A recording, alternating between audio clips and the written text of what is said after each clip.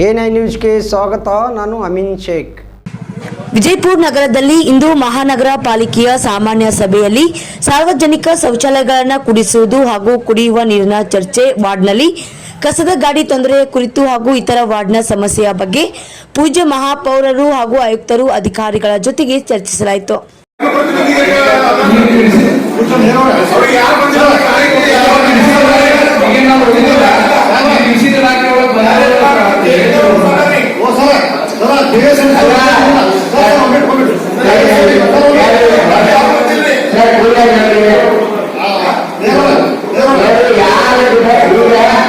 ನಮ್ಮ ಡಿಪಾರ್ಟ್ಮೆಂಟ್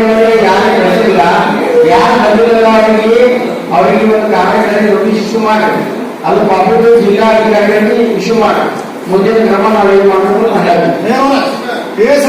ಬಂದಿಲ್ಲ. ಒಂದು ಮೀಟಿಂಗ್ ಬಂದಿಲ್ಲ. ನೋಡ್ರಿ, ನಾವು ಮುಚ್ಚೋರ್ ನಾವು ಏನ್ ಮಾಡಿ ಹಾಕೋಣ ನಾವು ಬಸ್ ಆಗಿ ಸಿಸ್ಟಮ್ ಯಾವ ಬಸ್ ಇದ್ರಾಗಿಲ್ಲ. ಅವ್ರೊಮ್ಮೆ ಕಳ್ಸೋಣ